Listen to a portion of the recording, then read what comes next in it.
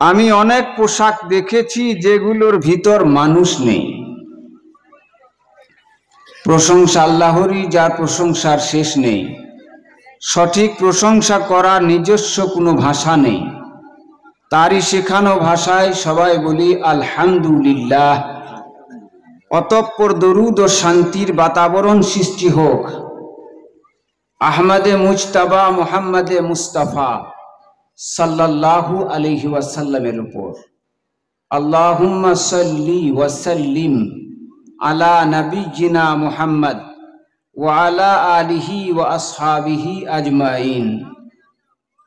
সময় কম, শীতের সময়, এখনো প্যান্ডেল ভরেনি। তার আছে বড় কারণ, আর সেটি হলো এখানে বেশ কিছু দোকানপাট বসেছে। হয়তো প্রয়োজন আছে, আর এই দোকানপাটগুলো দেখতে একটু ছোট হলেও মেলার মতোই লাগছে, যেখানে মেলার সাথে খেলাও হচ্ছে। আর ছোট ছেলেরা তো খেলতে জানে না, ও খেলা খেলতে পারে না, তাই ওদের জন্য দোলনা এসেছে, ওরা ঝাঁপিয়ে নিচ্ছে।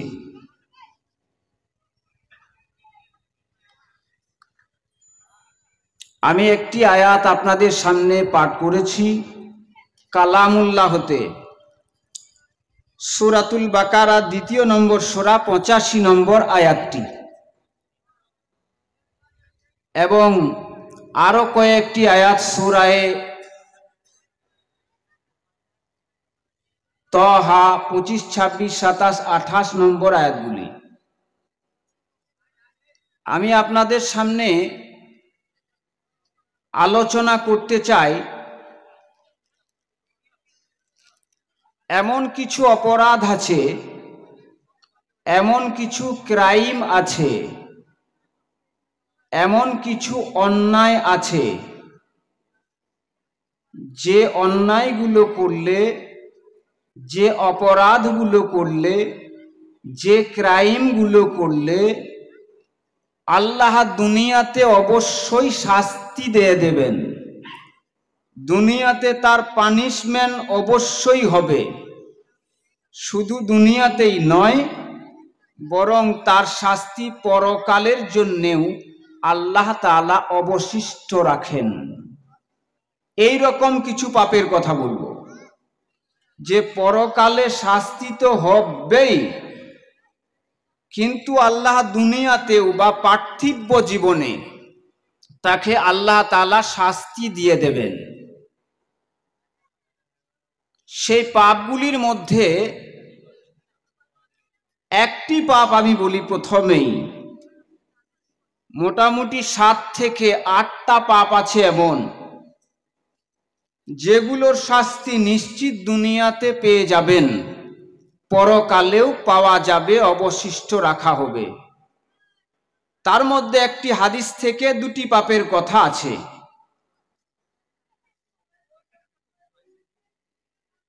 আল্লাহ রসুল সাল্লাল্লাহু আলাইহি ওয়াসাল্লাম বলেছেন, বাবানে মুআজ্জালানি উকুবাতুহুমা ফিদ দুনিয়া আল বাগিয়ু ওয়াল উকুক।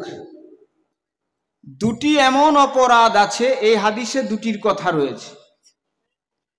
দুটি এমন অপরাধ আছে যার শাস্তি অতি শীঘ্রই বান্দা পেয়ে যাবে দুনিয়াতে, আর পরকালে তার জন্য থাকবে। এই দুটির মধ্যে একটি বলি প্রথমে, আল উকুক, পিতা মাতার অবাধ্যতা, মা বাপের অসম্মান করা, মা বাপের বিরুদ্ধাচরণ করা, পিতা মাতার সাথে সৎব্যবহার বা দুর্ব্যবহার করা। এই শাস্তিটা আল্লাহ তাআলা দুনিয়াতে অবশ্যই দিয়ে দেবেন মৃত্যুর আগে। কারণ হাদিসে রাসূল, এটা হাদিস এসছে সিলসিলাতুল আহাদিসিস সহিহার মধ্যে হাদিসটি, এবং শেখ আলবানী সহিহুল জামের মধ্যে এই হাদিসটি ইমাম হাকিম তার মুস্তাদরেকে আলা সহিহাইনের মধ্যে, হাদিসের মান সহি, যে দুনিয়াতে পিতামাতার অবাধ্য হওয়া তার শাস্তি দুনিয়াতে নিশ্চিত। আচ্ছা বলেন, এরকম মানুষ কি পাওয়া যাবে নাকি পাওয়া যাবে না যারা পিতামাতার অবাধ্য হয়? পিতামাতার অবাধ্য সন্তান দুনিয়াতে আছে না নেই বলেন তো? আছে তো না নেই? এই তো 3 দিন আগেই বোধহয় পড়ছিলাম, মানে খবরে শুনলাম, দুবরাজপুর এলাকায়, দুবরাজপুর থানার অন্তর্গত, অনেকেই শুনেছেন, 2 জন সন্তান, আরো ভাই আছে তাদের, 2 ভাইয়ে মিলে মায়ের কাছে জোর করে আমাদের নামে জমি সম্পত্তি লিখে দাও, যদি না দাও, না দেওয়ায় লিখে দিতে রাজি না হলে মাকে বেদম প্রহার করে মারপিট করতেই থাকে। ভিলেজ পুলিশ এলে ওরা বেচারি মার খেতেই আছে, প্রায় ভিলেজ পুলিশও মার খেয়েছে, তার গাড়ি ভাঙচুর করা হয়েছে। চিন্তা করেন, মাকে ছেলেরা মারছে, সেই মার থামাতে পুলিশ এসেছে, পুলিশরাও মার খাচ্ছে। কি অবস্থা! এটা বাস্তবে দেখেন। আল্লাহর নবী সাল্লাল্লাহু বলেন, সাল্লাল্লাহু আলাইহি ওয়াসাল্লাম একদিন বলছেন, তোমরা নিজের মাকে গালি দিও না, মাকে গালি দিয়া বড় অন্যায়। সাহাবাই কেরামরা হতবাক, বলছেন, ইয়া রাসূলুল্লাহ, আয়াসুব্বুর রাজুলু উম্মাহ, কেউ কি নিজের মাকে কখনো গালি দেয়? এটা তাদের কাছে হতবাক্যর বিষয়। তারা ভাবতে পারছে না যে একজন সন্তান মাকে গালি দিতে পারে। তাদের কাছে অকল্পনীয় বিষয়, অবাস্তব বিষয়। আল্লাহ রসুল সাল্লাল্লাহু আলাইহি ওয়াসাল্লাম বললেন, তুমি নিজে দেবে না, তুমি অন্যের মাকে গালি দিলে, অন্যের পিতাকে গালি দিলে, সে তোমার পিতাকে গালি দেবে, সে তোমার মাতাকে গালি দেবে, ফলে তোমারই তোমার মা বাপকে গালি দেওয়া হলো। কিন্তু আমরা কি ইনডাইরেক্ট ভাবে গালি দিই নাকি ডাইরেক্টলি গালি দিই? ডাইরেক্ট ভাবে গালি দিই। আর 1 মাস বাপের চাকরি আছে, কি করে বাপ ডেথ হয়, কি করে বাপ মারা যায়। যারা দেখেন ক্রাইম পেট্রোল, তারপরে কি কি আছে, ক্রাইম অ্যালার্ট, এই যে খবর পত্র পত্রিকা আপনারা দেখতে পাবেন, পিতাকে হত্যা, মাতাকে মার্ডার, এরকম অহরহ। একটা কুকুর আর একটা কুকুরকে এভাবে মারে না, একটা শূকর আর একটা শূকরকে এইভাবে মার্ডার করে না, করে না। যেখানে আল্লাহ সুবহানাহু তাআলা কুরআনুল কারীমের সূরাতু বানি ইসরাঈলে 17 নম্বর সূরা 23-24 দুটি আয়াতে বলছেন, বিসমিল্লাহির রহমানির রহিম,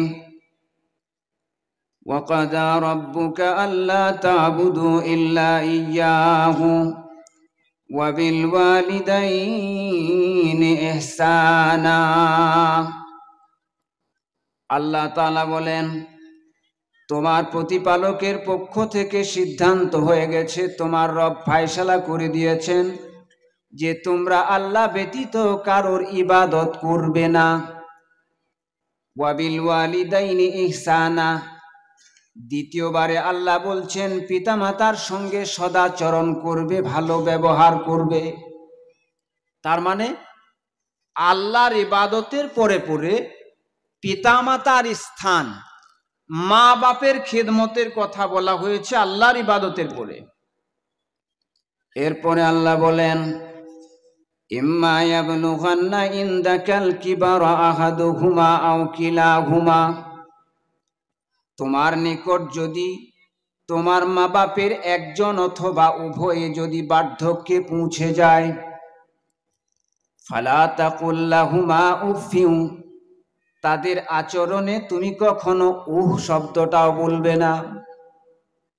মা বাপ যদি বৃদ্ধ বৃদ্ধা হয়ে যান, তখন দেখবেন অনেক সময় ভুল বকেন, সোজা কথাটাকে উল্টো করে বলেন। খাওয়ার পরে হয়তো বলবেন আমাকে খেতে দেয়নি। এই আচরণে তুমি পুত্র হয়ে, সন্তান হয়ে উফ, বিরক্ত হয়ে উফ শব্দটা বলে দিও না, যেখানে কোরআন বলছে। ওয়ালা তানহারহুমা, তাদেরকে ঝাড়ি দিয়ে কথা বলবে না, ধমক দিয়ে কথা বলবে না। ওয়াকুল লাহুমা কাওলান কারীমা, আর তুমি পিতামাতার জন্য সম্মানবাচক কথা বলো, সম্মান সূচক কথা বলো। ওয়াকফিদ লাহুমা জানাহা যুল্লি মিনার রাহমা, তুমি রহমত বা দয়া পরবশ হয়ে যা, দয়া পরবশ হয়ে তুমি তোমার বাহুকে তোমার মা বাপের জন্য ঝুঁকিয়ে দাও। তোমার করুণার বাহুকে, বিনয়ের বাহু তুমি মা বাপের সেবার জন্য ঝুঁকিয়ে দাও। যেখানে কোরআন বলেছে সেখানে এর উল্টো আচরণ করা হয়, উল্টো ব্যবহার করা হয়। আসলে আমরা উল্টোই চলি অনেক সময়। যেটা আল্লাহ খেতে বলেছেন সেটা খাই না, আর যেটা খেতে নিষেধ করেছেন সেটাই খাই, ঠিক কিনা? যদি বলি ভাই দুনিয়াতে যত মুসলমান আছে, দুনিয়ায় যত মুসলমান আছে, বেশিরভাগ মুসলমান মুশরিক মুসলিম না মুওয়াহিদ মুসলিম? বেশিরভাগ মুসলিম দেখবে শিরকেকারী মুসলিম। অথচ শিরকের বিরুদ্ধে কোরআন বলেছে, আল্লাহ বলেছে তোমরা মদ্যপান করো না।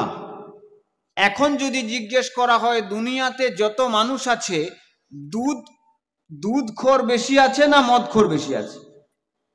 কোনটা? দুধখোর বেশি আছে না মদখোর বেশি আছে? কি বলবেন? মদখোর বেশি আছে।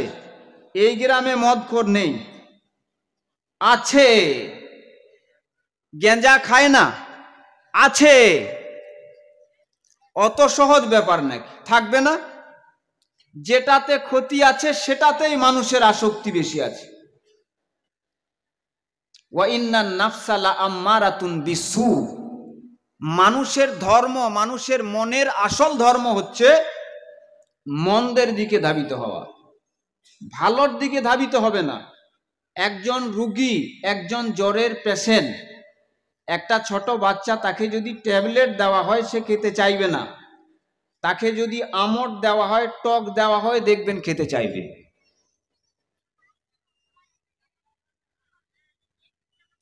আল্লাহ তাআলা আমাদের পানাহ দেখ, বলুন আমিন।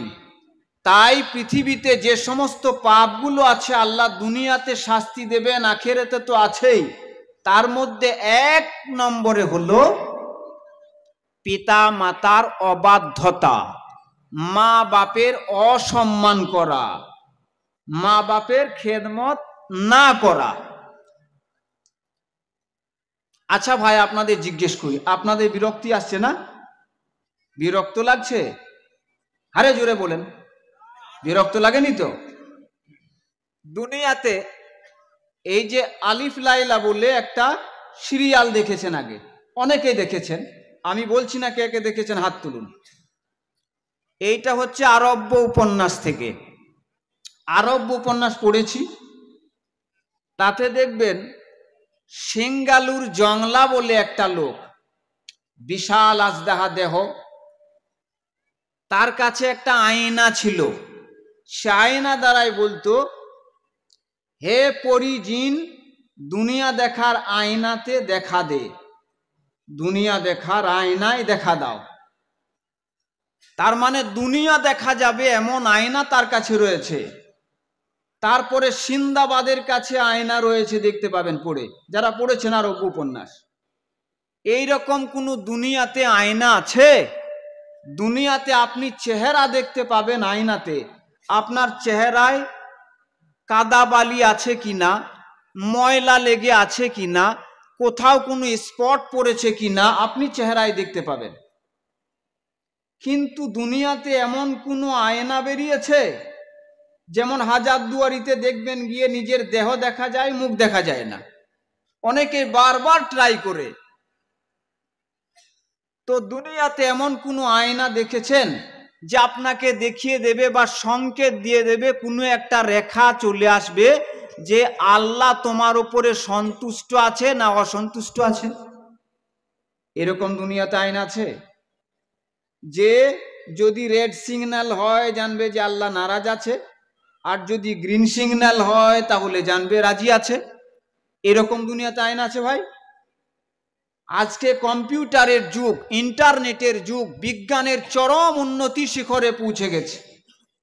তারপরেও পৃথিবীর বিশ্বের সব থেকে যেটা দামি কম্পিউটার, তার মূল্য হলো কয়েক শত কোটি টাকা মাত্র। তার মূল্য কয়েক শত কোটি টাকা মাত্র। এই যে কম্পিউটার, এই কম্পিউটারে যদি মুখটা দেখা যায়, আর যদি কম্পিউটারকে বলা হয় কম্পিউটার তুমি বলে দাও আমার রব আমার উপরে রাজি আছে নাকি অসন্তুষ্ট আছে, বলতে পারবেন? কম্পিউটার বলতে পারবে কি? পারবে না।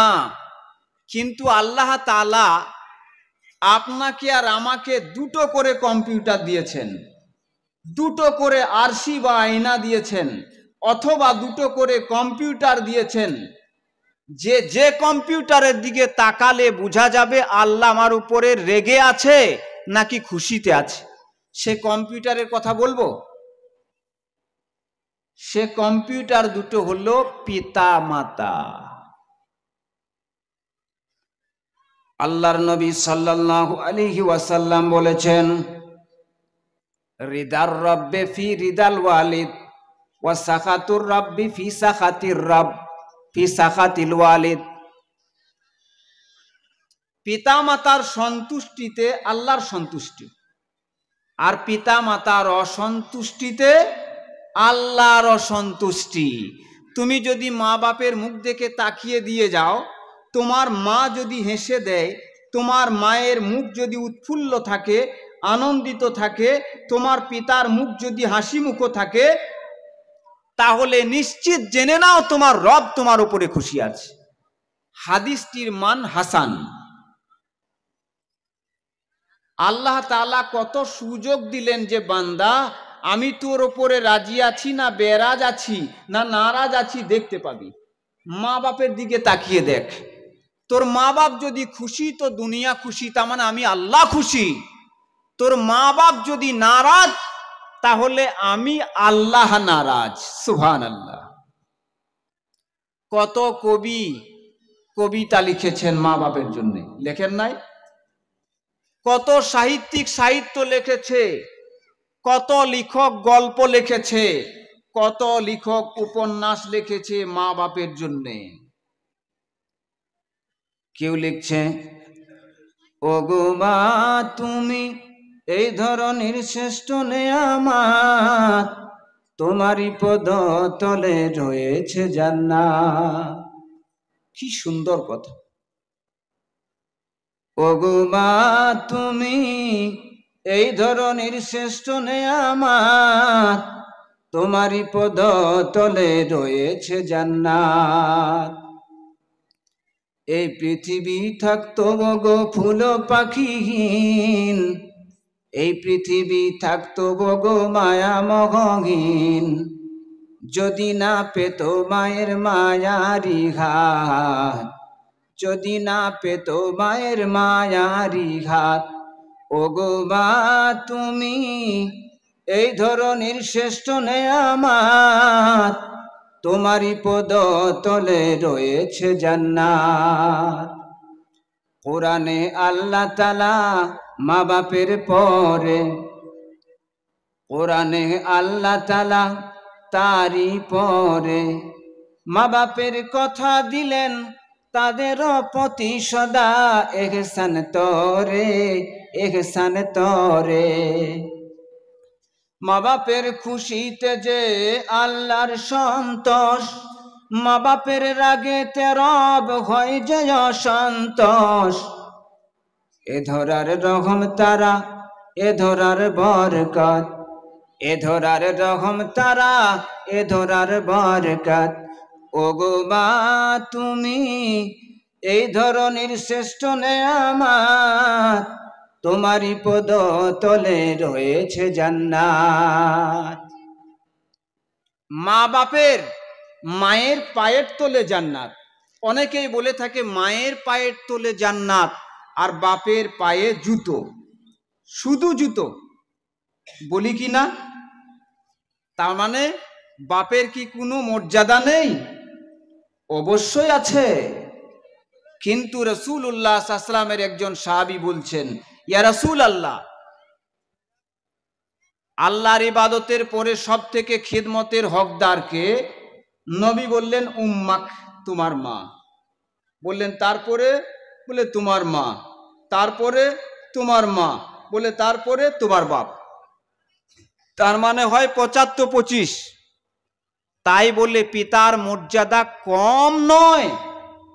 অন্য জায়গায় রাসূলুল্লাহ সাল্লাল্লাহু আলাইহি ওয়াসাল্লাম বলছেন, আল ওয়ালিদু আওসাতু আবওয়াবিল জান্নাহ, পিতা হলো জান্নাতের দরজার অর্ধেক। এটা চারটিখানি কথা নয়, হাদিসের মান সহিহ। একদিক দিয়ে বেশ কিছু ক্ষেত্রে মায়ের মর্যাদা বেশি, আর বেশ কিছু ক্ষেত্রে পিতার মর্যাদা বেশি। যেমন কিছু কিছু ক্ষেত্রে পুরুষের মর্যাদা বেশি, কিছু কিছু ক্ষেত্রে মহিলাদের মর্যাদা বেশি। কিন্তু অনেকেই বলে ইসলামে নারীর মর্যাদা ক্ষুণ্ণ করেছে, দেয়নি, আর পুরুষের মর্যাদাই বাড়িয়ে দিয়েছে। যেমন আকিকার সময় 2টো ছাগল পুরুষের, একটা মেয়েদের ক্ষেত্রে। এইখানেই তো মর্যাদা কম বলে মনে হয় নারীদের। তাই কি হয়?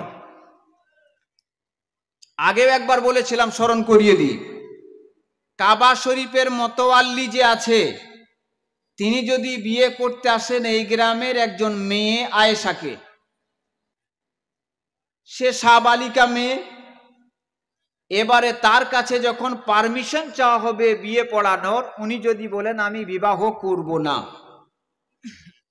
কাবা গৃহের মতোয়াল্লি সাহেব কি জোর করে তাকে বিয়ে করতে পারবে? উইদাউট পারমিশন বিয়ে করতে পারবে? বলেন, পারবে না। তাহলে নারীর অধিকার কতটা দিয়েছে ইসলাম?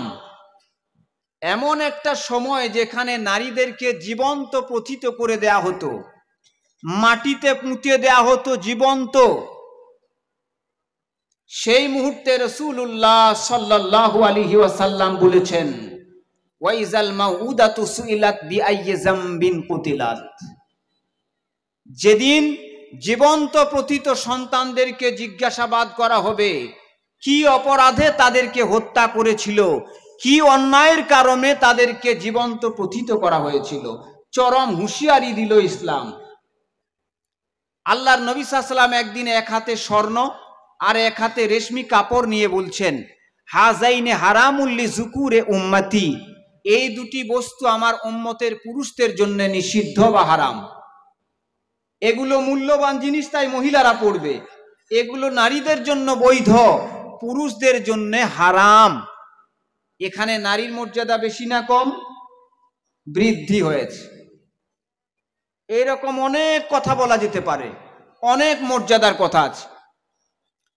যাচ্ছি না সে কথায়, যে পিতা মাতার অবাধ্য হলে সেই সন্তান মৃত্যুর পূর্বে দুনিয়াতে শাস্তি অবশ্যই পেয়ে তারপরে তার মৃত্যু হবে, আর শাস্তি আবার পরকালেও তার হবে। আপনারা আলেমদের কাছে আসেন, মৌলানা সাহেব আমাদের জন্য একটু দোয়া করে দেন, পানি হচ্ছে না।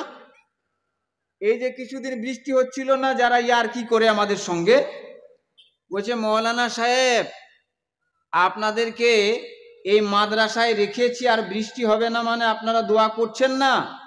আমাদের গ্রামে রয়েছেন আর আমাদের অবস্থা যদি এই হয়, তাহলে আপনারা মাসা চালাবেন কি করে? বলছে আপনারা দোয়া করুন। আচ্ছা, কেউ যদি আমার কাছে দোয়া চায় সেটা কি কবুল হবেই এমন কি কেউ বলতে পারবে? গ্যারান্টি আছে? বলেন, নেই। তবে হ্যাঁ, আমার দোয়া আপনার দোয়া কবুল হতে পারে, না হতেও পারে, কিন্তু এমন 3 ব্যক্তি আছে, ভালো করে শুনেন, সময় কম, সময়ের স্বল্পতার কারণে নিছক আল কোরআন এবং হাদিস থেকে আমি কথা বলছি। আল্লাহর নবী সাল্লাল্লাহু আলাইহি ওয়াসাল্লাম বলেন, সালাসু দাওয়াতিন মুস্তাজাবাতুন লা শাক্কা ফিহিন্না। আবু দাউদ, তিরমিজির হাদিস, ইবনে মাজার হাদিস, শায়েখ আলবানী রাহিমাহুল্লাহ হাদিসটিকে হাসান বলেছেন। আল্লাহর নবী সাল্লাল্লাহু আলাইহি ওয়াসাল্লাম বলেছেন, 3টি এমন দোয়া রয়েছে, সালাসু দাওয়াতিন, 3 ব্যক্তির দোয়া এমন রয়েছে, মুস্তাজাবাতুন, গৃহীত হবে, লা শাক্কা ফিহি, তাতে কিঞ্চিত পরিমাণ সন্দেহ নেই। সে 3 দোয়া কি? 3 ব্যক্তির দোয়া কারা কারা? আল্লাহর নবী সাল্লাল্লাহু আলাইহি ওয়াসাল্লাম বলেছেন, দাওয়াতুল মাজলুম, 1 নম্বর হলো অত্যাচারিত ব্যক্তির দোয়া।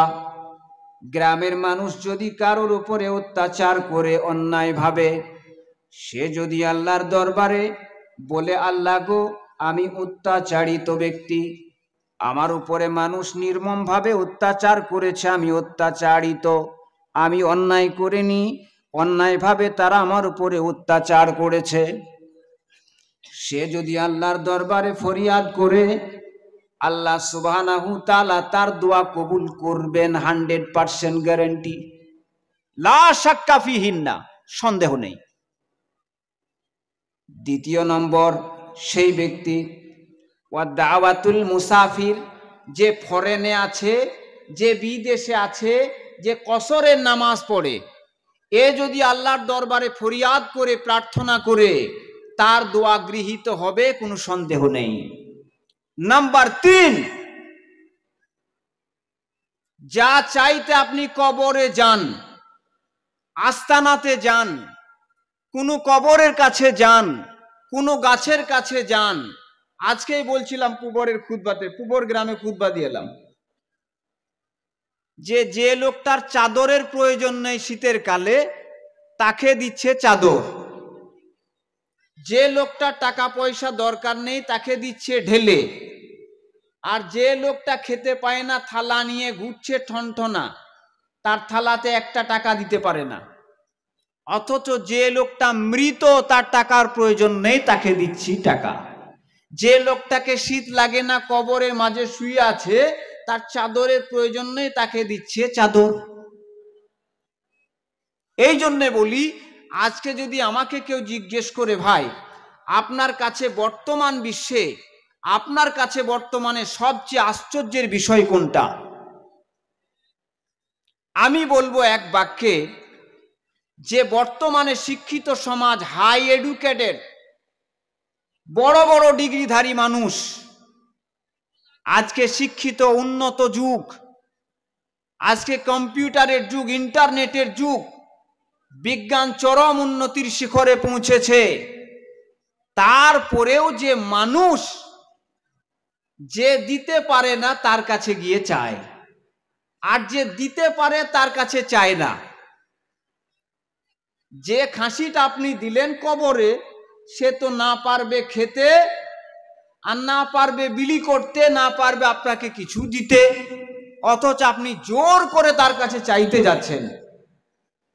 আর যে মাটা খেতে পায় না, আপনি তুচ্ছ তাচ্ছিল্য করেন, সেই মাটার খাবার প্রয়োজন, 1 কিলো মাংস এনে খাওয়াচ্ছেন না, 1 কিলো খাসির মাংস বা পোলট্রি মুরগি এসে খাওয়াবেন না। তার মানে যার প্রয়োজন, যে খেলে গেলে পাওয়া যাবে, সেখানে যাবেন না। এই জন্যে বললাম, দুধ খোর বেশি না মদ খোর বেশি? দুধ খাওয়ার লোক বেশি আছে না মদ খোরের লোক বেশি আছে? এই জন্যে জিজ্ঞেস করলাম। আজ থেকে প্রতিজ্ঞা করুন, নিয়ত করুন, আমি আল কোরআনুল কারীম এবং হাদিসের আলোকে কথা বলছি, আমি দায়িত্ব নিয়ে কথা বলছি। যারা দায়িত্ব নিয়ে কথা বলে না, তারা লাগাম ছাড়া বলে দিতে পারে। যারা দায়িত্ব নিয়ে কথা বলে, দায়িত্বশীল, তারা কিন্তু কোরআন হাদিসের যে কথা বলে, তারপরেও ভাবে যেটা মিস্টেক হচ্ছে না তো, এরকম ভাবে, অনেক ভাবে। তাই মায়ের কাছে দোয়া চান, পিতার কাছে দোয়া চান, আব্বা সফরে চললাম যেন ভালোভাবে ফিরতে পারি, দোয়া করবেন। মা বাপ দোয়া করে দিবে, জীবন ধন্য হবে। পিতামাতা যদি বদদোয়া করে, জীবন তোমার কয়লা হয়ে যাবে। এই তিন ব্যক্তির দোয়া কবুল হয়। সহি মুসলিমের হাদিস, সহি মুসলিমের হাদিস সম্ভবত 1978 নম্বর হাদিসে আছে। সোয়েলা আলীজুন, আল্লাহর নবীর জামাতা হযরতে আলী রাদিয়াল্লাহু তাআলা আনহুকে জিজ্ঞাসা করা হলো, প্রশ্ন করা হলো, এ ভাই কথা বলেন না, আর যদি বিরক্ত লাগছে তাহলে একটু চাটা খেয়ে আসুন গা, আমার শুনতে হবে না। তবে এখন আসার সময় মানুষ, এই যারা সামনে আছেন ফাঁকা জায়গা চলে আসুন, একটু আগে আসুন। আমি যদি বলি উঠে দাঁড়ান ভাই, তারপর হেঁটে আসুন, সেটা বলছি না।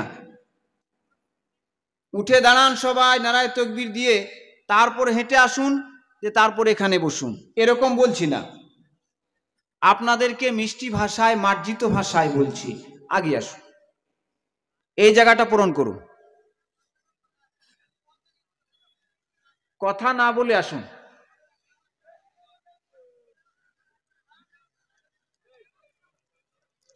এবারে যারা সরে আসেন সেই জায়গাটাকে আপনারা আসুন, নাকি আবার কার্ড দিয়ে বলতে হবে? চলে আসুন, আগে আসুন, আর একটু জায়গা আছে, সরে আসুন, আপনি সরে আসুন, লোক হবে ইনশাআল্লাহ, অনেক স্রোত আছে, ভালো ভালো আলোচক আছে, আলোচনা করবেন। আমি গুরুত্বপূর্ণ কয়েকটা কথা বলে যাচ্ছি, যে পিতামাতার খেদমত করুন। হযরতে আলী রাদিয়াল্লাহু তাআলা আনহুকে, এই জন্যে প্রথমে একটা কথা বলেছিলাম, আপনাদের মনে আছে, জালালউদ্দিন রুমির কথা আমি নকল করেছি। আমি অনেক মানুষ দেখেছি যাদের শরীরে কোনো পোশাক নেই, আমি অনেক পোশাক দেখেছি যেগুলোর ভিতর মানুষ নেই, হাত আছে, পা আছে, সব আছে, কিন্তু মানুষ নেই। পোশাক থাকলে কি হবে? হযরতে আলী রাদিয়াল্লাহু তাআলা আনহুকে জিজ্ঞেস করা হলো, আখাসাকুম রাসূলুল্লাহ সাল্লাল্লাহু আলাইহি ওয়াসাল্লাম বিশায়। ওগো হযরতে আলী রাদিয়াল্লাহু তাআলা আনহু, আল্লাহর নবীর জামাই আপনি, আল্লাহর নবী চাচাতো ভাই আপনি, জান্নাতের সার্টিফিকেট প্রাপ্ত সাহাবী আপনি, কাজেই নবী সাল্লাল্লাহু আলাইহি ওয়াসাল্লাম আলাদা এক্সট্রা ভাবে আপনাকে কিছু দিয়ে গেছে নাকি?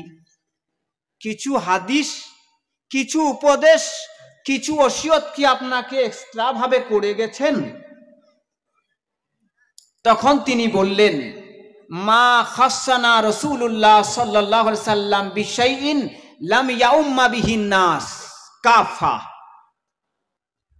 আমাকে যা দিয়েছেন, দুনিয়ার সব মানুষকে যা দিয়েছেন, আমাকে তাই দিয়েছেন, এক্সট্রা বা বাড়তি কিছু নবী আমাকে দেননি। ইল্লা মা ফি কিরাবে সাইফি হাযা, তবে আমার এই তলোয়ারের খাপের ভিতরে একটা ছোট্ট মতো পুঁথি আছে, এইটার ভিতরে যা আছে সেটা বাড়তি আমার আছে। সেটা বলবো না বলবো না? বাড়তি কি আছে রে বাবা, এইটা তো শুনতে হবে। তারপর তিনি ফাখরাজা সহিফাতান, হযরতে আলী রাদিয়াল্লাহু তাআলা আনহু একটা ছোট্ট মতো পুঁথি বের করলেন। মাকতুবুন ফিহা, তার মধ্যে লিপিবদ্ধ করা ছিল, লেখা ছিল, লাআনাল্লাহু মান যাবাহা লিগাইরিল্লাহ। 4 ব্যক্তির উপর আল্লাহর অভিশাপের কথা লেখা ছিল। কয়জন ব্যক্তির?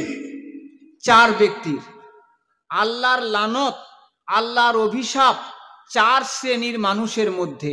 দেখুন তো আপনি আমি সেই 4 শ্রেণীর অভিশপ্তদের মধ্যে আছি কিনা। 1 নম্বর, আল্লাহর নবী বললেন, লাআনাল্লাহু মান যাবাহা লিগাইরিল্লাহ, আল্লাহর লানত হোক সেই ব্যক্তির উপর যে আল্লাহর নাম বাদ দিয়ে অন্য কারুর নামে জবাই করে। আল্লাহর নাম বাদ দিয়ে যে জবাই করে, সে মুরগি জবা হোক, ছাগল জবা হোক, বলে মোল সাহেব দোয়া করতে জানি না তো কি বলবো, এরকম মানুষ আছে না নাই? ৬২ বছর বয়স, মুরগি জবাই করার দোয়া জানে না, আছে না নাই? ৬২ বছর বয়স, আত্তাহিয়াত জানে না, এমন লোক আছে না নাই? অথ বড় বড় কাহিনী বলে দিতে পারবে, কিন্তু আত্তাহিয়াত বলতে পারবে না। একজনকে জিজ্ঞেস করা হচ্ছে, ভাই তুমি বায়েত বাহিনীটা বলো তো। সে তখন বলছে, বায়েত বাহিনীটা কোনো ব্যাপার হলো? বলে শোনাও। তখন অন্য দোয়া বলছে। আর একজন তখন বলছে, মোল সাহেব আমার সব জানা আছে, কোনো অসুবিধা নেই, আল্লাহর ফজলে আমি সব শিখে ফেলেছি। বললাম তাহলে ছাগল জবাই করার দোয়াটা বলো তো। বলে এইটা কোনো ব্যাপার হলো? আমার শালির বিয়ের সময় যত ছাগল সব আমি জবাই করেছি। বলে কি দোয়া বলেছিলে? বলে আল্লাহুম্মা ইন্নী আউযু বিকা মিনাল খুবুসি ওয়াল খাবায়েস। বলে তো পায়খানা করার দোয়া। এটা হাসলে হবে না, এটা বাস্তবে পাবেন অনেক মানুষ। मैं यहां किसी को तकलीफ देने के लिए नहीं आया, मगर अपने आप को माजूर करे कोई तो मैं क्या करूं। এটা বাস্তব কথা বলছি, যে অনেক বড় বড় ঘটনা শোনাতে পারে, বড় বড় আলেমদের ফতোয়া নকল করে শুনিয়ে দেবে, ইমামকে এসে ধরবে আষ্টে পিষ্টে অক্টোপাসের মতো, যেই ফতোয়াটা কি বলেন তো, অথচ আত্তাহিয়াত বলতে জানে না, একটা দোয়া একটা সূরা শুদ্ধ নেই, অথচ বড় বড় ফতোয়া আলেমদের ইন্টারনেটে ইউটিউবে শুনে ইমামকে দাঁড় করানোর বুদ্ধি জানে। এটা বাস্তব কথা। তো যাই হোক, হযরতে আলী রাদিয়াল্লাহু তাআলা আনহুর পুঁথিতে কি লেখা ছিল? 4 ব্যক্তির উপরে আল্লাহর অভিশাপ, আল্লাহর লানত।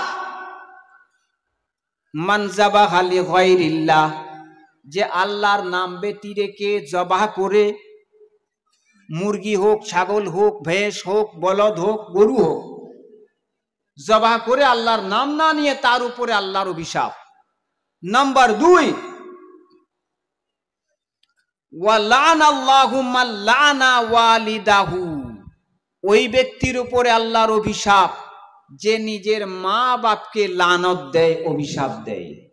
বিরক্ত হয়ে বলে না, ওহ আর কতদিন বাঁচবে, হাড় মাছ খেয়ে নিলে, এই অভিশাপ দেয়। খবরদার, পিতামাতার বদদুয়া থেকে বাঁচবেন। ওয়াত্তাকি দাওয়াতাল মাজলুম, আর অত্যাচারিত ব্যক্তির বদদুয়া থেকে বাঁচবেন। সাবধান। কেন? ফাইন্নাহা লাইসা বাইনাহা ওয়া বাইনাল্লাহি হিজাব, আল্লাহর মাঝে আর এর বদদুয়ার মাঝে কোনো অন্তরাল নেই, কোনো আর নেই। সরাসরি আল্লাহর দরবারে খটকা মারে বদদুয়া দিয়ে, আল্লাহ কবুল করে নেন, গৃহীত করে নেন, মঞ্জুর করে নেন।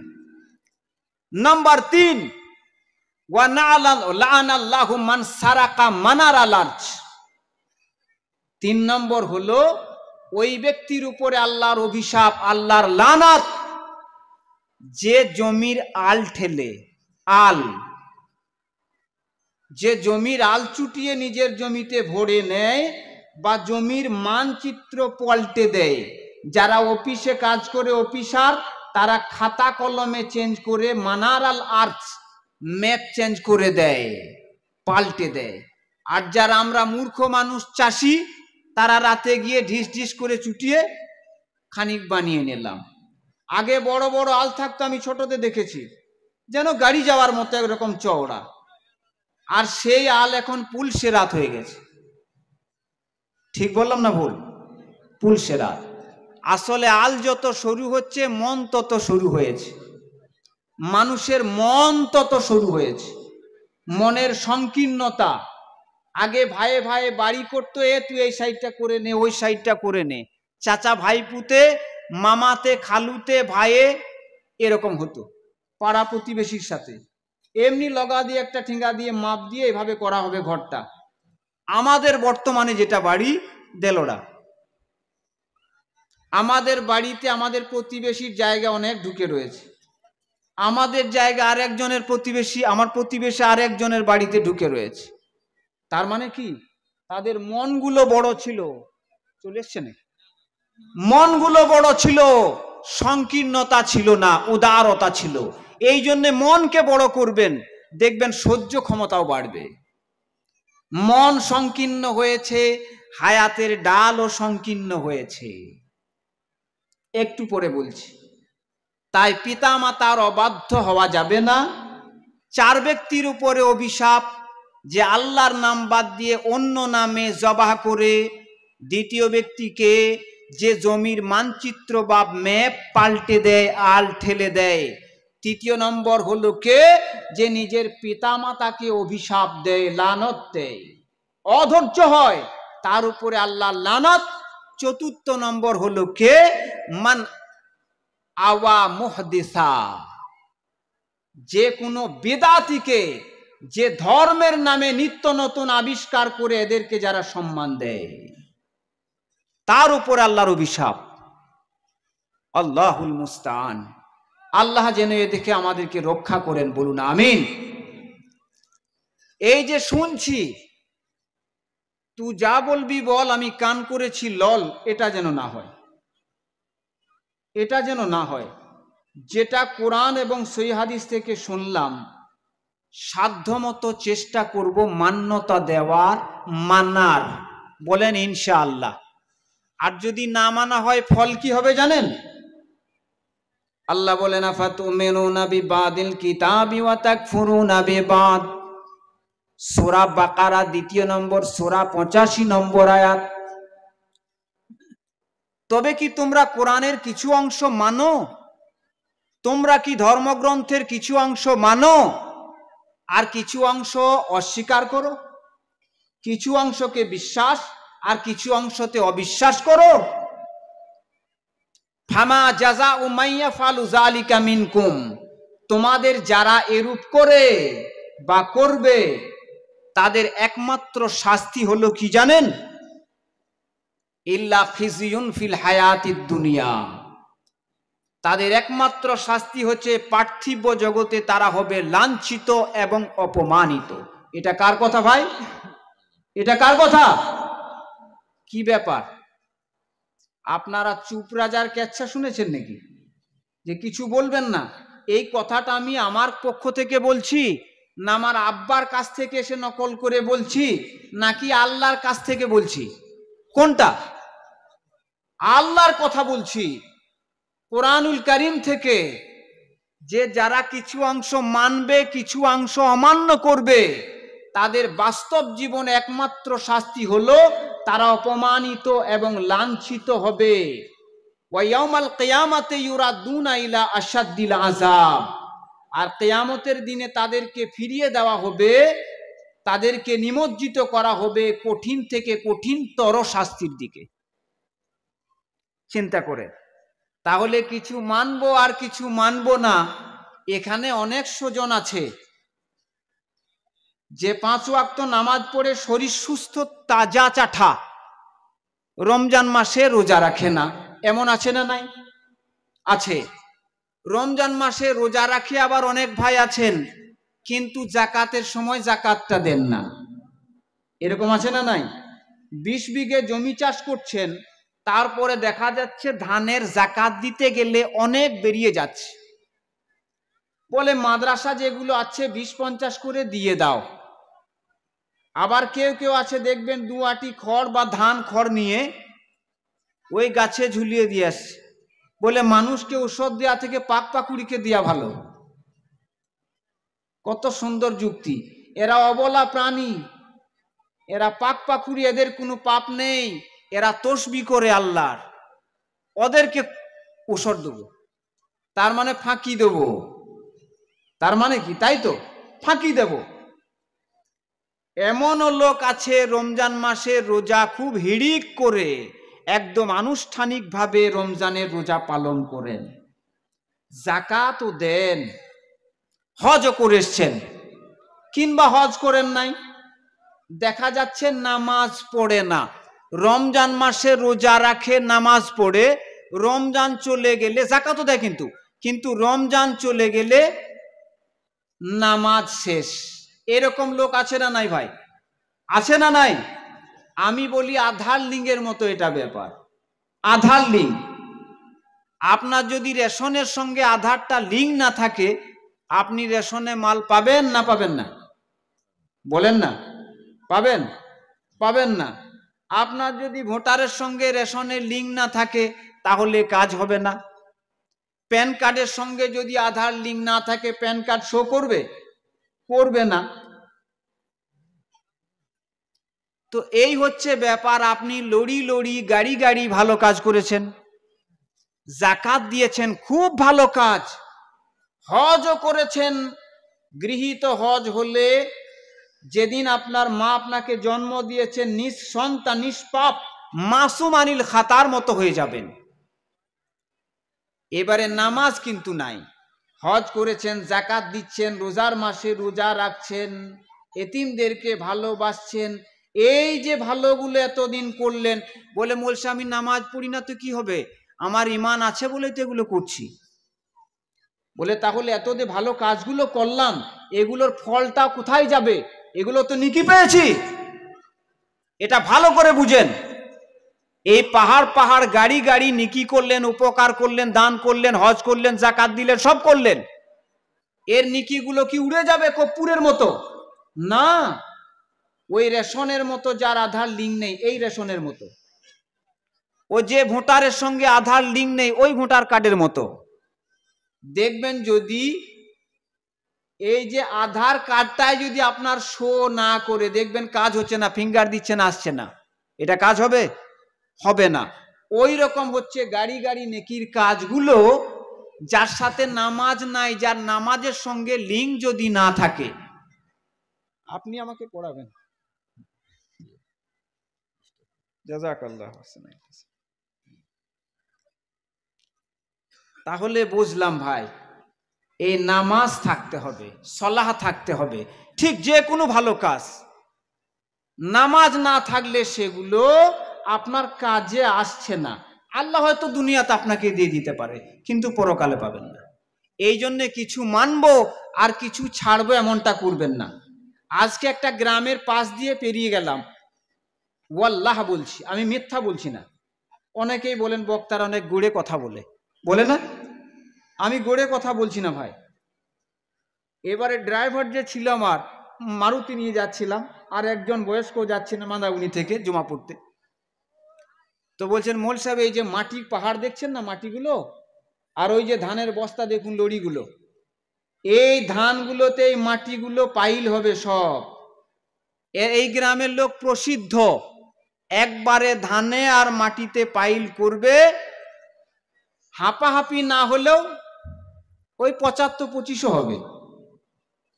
আচ্ছা বলেন, এ ধান বিচ্ছে না মাটি বিচ্ছে? কোনটা? ফামা জাযাউ মান ইয়াফআলু যালিকা মিনকুম ইল্লা খিজয়ুন ফিল হায়াতিদ দুনিয়া। কিছু মানবো আর কিছু শানবো, এই করলে দুনিয়াবি জিন্দিগিতে, পার্থিব জীবনে হবে আল্লাহর কঠোর শাস্তি নেমে আসবে, অপমানিত হবেন, লাঞ্ছিত হবেন, মানুষের কাছে সম্মান থাকবে না, ইজ্জত থাকবে না, ফুটবলের মতো পা দিয়ে মানুষ মারবে। হালাল খেতে আমরা শিখলাম না, সব করছি, নামাজ পড়ছি, দেখবেন তারপরে বেশি বেশি হারাম রুজি খায়। আল্লাহ রহম করেন, দয়া করেন, ক্ষমা করেন মৌলানা ইব্রাহিম সাহেবকে, বলুন আমিন। তিনি একটা কথা বলতেন, আমি নকল করছি। নামাজ হলো না রে তোর, মুয়াজ্জিনের আযান শুনে মসজিদেতে যাও, নামাজ থেকে বেরিয়ে তুমি হারাম রুজি খাও, নামাজ হলো না রে তোর। উনি যেমন ভাবে বলছেন ওই কথাটাই বললাম। এদিকে রুজি খাচ্ছি হারাম। যদি আপনার আলে সাবমার্সিবলে পানি ভরা হয়, একটা লোক ধরুন নামাজ পড়ছে, কোথায়? ওর জমিতে পানির দরকার, পাশের জমিওয়ালার পানি আছে। এবারে একটা গোগাল করে দিল বড় করে, এখন অবশ্য গোগাল করার দরকার হচ্ছে না, গোগাল করে দিল বড় করে। সেই গোগালের উপরে যে জমিওয়ালা যার পানি নিচ্ছি সে যদি চলে আসে তাও ভয় আছে। একটা গামছা বিছে আল্লাহ আকবার আল্লাহ আকবার, কাদ কামতিশালা কাদ কামতিশালা, আল্লাহ আকবার বলে নামাজ শুরু করে দেওয়া হলো। এদিকে নামাজ যাচ্ছে আল্লাহর কাছে আর পানি যাচ্ছে নিজের জমির কাছে। চিন্তা করেন, এ মনে করছে আমি লাভবান। আল্লাহ তাআলা এই অবুঝ জাতিকে, সম্প্রদায়কে বুঝার তৌফিক দেন, বলুন আমিন। মুসলমানরা ধোঁকা দিতে পারে না, মুসলমানরা কাউকে ধোঁকা দিতে পারে না। এই যে বড় বড় সভাগুলো হচ্ছে, আপনার কি লাভ হলো শুনে? গাড়ি গাড়ি নসিহত শুনে কি লাভ হলো? তাই আল্লাহর নবী বলছেন, মান গাইয়ারা মানারাল আরদ ওয়া ফি রিওয়ায়াতিন মান সারাকা মানারাল আরদ, যে লোকটা জমির ম্যাপ বা আল ঠেলে নিল, ম্যাপটা চেঞ্জ করে দিল, তার উপরে আল্লাহর অভিশাপ। যে লোকটা আল্লাহর নাম ব্যতি রেখে কোনো প্রাণী জবাহ করলো, তার উপরে আল্লাহর অভিশাপ। যে লোকটা একজন বিদাতি, পাক্কা বিদাতিকে সম্মান জানালো, তার উপরে আল্লাহর অভিশাপ।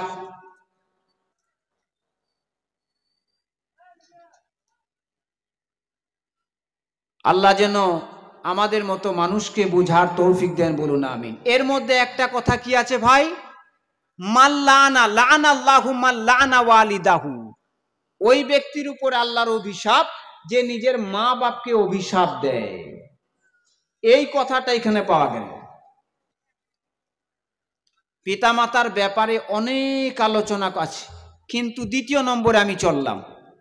নম্বর 2, আমি কি বলেছিলাম যে এমন কিছু অপরাধ আছে, এমন কিছু ক্রাইম আছে যেগুলো মানুষ যদি দুনিয়াতে করে কোনো একজন, তাহলে তার শাস্তি দুনিয়াতে পেতেই হবে, তারপর পরকালে তার শাস্তিটা অবশিষ্ট থাকবে, সেখানেও পেতে হবে। 1 নম্বর হলো মা বাপের অবাধ্যতা, মা বাপের নাফরমানি করা। নম্বর 2, আত্মীয়তার সম্পর্ক নষ্ট করা। যারা রক্ত সম্পর্কের আত্মীয়, তাদের সঙ্গে সুসম্পর্ক রাখতে হবে। যদি সম্পর্কের বন্ধন ছিন্ন করে, তাহলে দুনিয়াতে সে শাস্তি পাবে এবং পরকালেও সে শাস্তি পাবে বলে মুরশিদ তার প্রমাণ। আল্লাহর নবী সাল্লাল্লাহু আলাইহি ওয়াসাল্লাম বলেন, মা মিন জামবিন আজদারু আন ইউআজ্জিলাল্লাহু তাআলা লিসাহিবিহিল উকুবা ফিদ দুনিয়া মা মা ইয়াদখিরু লাহু ফিল আখিরাহ মিসলুল বাগি ওয়া কাতিয়াতির রাহাম। আল্লাহর নবী সাল্লাল্লাহু আলাইহি ওয়াসাল্লাম বলেছেন, দুটি এমন অন্যায় আছে, দুটি এমন অপরাধ আছে, দুটি এমন ক্রাইম আছে, যার মতো পাপ, যার মতো শাস্তি আল্লাহ আর কিছুতেই দেবে না। যার শাস্তি আল্লাহ দুনিয়াতেও দিয়ে দেবেন এবং পরকালেও তার জন্য রেখে দেবেন। তার মধ্যে একটা হলো কাতিয়াতির রাহিম, রক্তের সম্পর্ক ছিন্ন করা। আপনাদের কষ্ট হচ্ছে তাই না ভাই শুনতে? শুনতে কষ্ট হয় না তো? মাশাআল্লাহ, আলহামদুলিল্লাহ। তার মানে চাইছেন এই কথাগুলো হোক। এগুলো নিত্য প্রয়োজন, আর এগুলো আমাদের মধ্যে নেই বর্তমানে। সম্পর্ক নেই। চাচাতো ভাই, মামাতো ভাই, ফুফোতো ভাই, খালাতো ভাই, দুলা ভাই, মামা, চাচা, খালা, ফুপি, এদের সঙ্গে সম্পর্ক রাখা যায় না, আজকে নেই। বন্ধু বান্ধব বান্ধবী, এরা বিবাহ বাড়িতে ফুপু নেই, খালা নেই, মামা নেই, চাচা নেই, চাচাতো ভাইয়ের সঙ্গে ঝগড়া। এটা হয় না? হয় না? বাস্তবে হয়। তো আল্লাহ রসুল সাল্লাল্লাহু আলাইহি সাল্লাম বলেছেন যে দুনিয়াতে তার শাস্তি পেয়ে যাবে, তারপরে তার পরকালে যা আছে।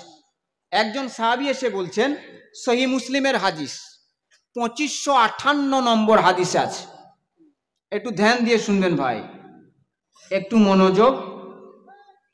হযরতে আবু হুরায়রা রাদিয়াল্লাহু তাআলা আনহু বলেছেন, একদা এক ব্যক্তি এসে আল্লাহর নবী সাল্লাল্লাহু উদ্দেশ্য করে সম্বোধন করে বললেন, ইয়া রাসূলুল্লাহ, ইয়া রাসূলুল্লাহ সাল্লাল্লাহু আলাইহি ওয়াসাল্লাম, আমার এমন কিছু আত্মীয় স্বজন রয়েছে, সহিহ মুসলিমের হাদিস, আমার এমন কিছু আত্মীয় স্বজন রয়েছে যাদের সাথে আমি আত্মীয়তার বন্ধন রক্ষা করি, অথচ তারা আমার সাথে সম্পর্ক ছিন্ন করে।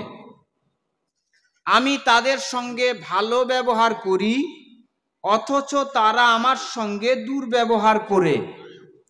আমি তাদের সাথে ধৈর্যের পরিচয় দেই, অথচ তারা আমার সাথে কঠোরতা অবলম্বন করে। অতএব এমত অবস্থায় এখন আমার করণীয় কি? হে আল্লাহর রাসূল, আপনি বলেন।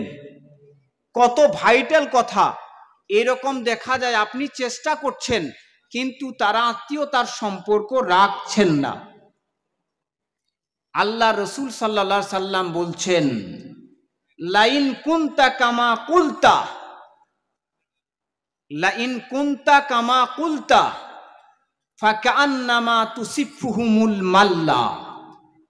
তুমি যেটা বললে সেটা যদি সত্য হয়ে থাকে, তুমি যেটা বললে সেটা যদি সত্য হয়ে থাকে, তাহলে ওগো সাহাবী, তুমি তো তাদের মুখে উত্তপ্ত উত্তপ্ত ছাই নিক্ষেপ করছো। আর মানুষ কারোর মুখে ছাই কখন নিক্ষেপ করে? কখন ছাই নিক্ষেপ করে? সে যখন অভিশাপের বড় ভুল করে, মানুষ তখন তার মুখে কালি দেয়, মানুষ তখন তার মুখে ছাই দেয়। তুমি সম্পর্ক রাখার চেষ্টা করছো, তুমি ধৈর্য রেখেছো তাদের প্রতি, তারা রাখে না, তারা সম্পর্ক রাখে না। তুমি তাদের মুখে যেন উত্তপ্ত ছাই নিক্ষেপ করছো। আর আল্লাহ সুবহানাহু তাআলার পক্ষ থেকে তোমার জন্য একজন সাহায্যকারী নিযুক্ত থাকবে, যতদিন তুমি আত্মীয়তার সাথে এমন আচরণ করতে থাকবে। বলেন সুবহানাল্লাহ। আল্লাহ আমাদের সকলকে জেনে বুঝে এবং সঠিকভাবে মানার তৌফিক দেন।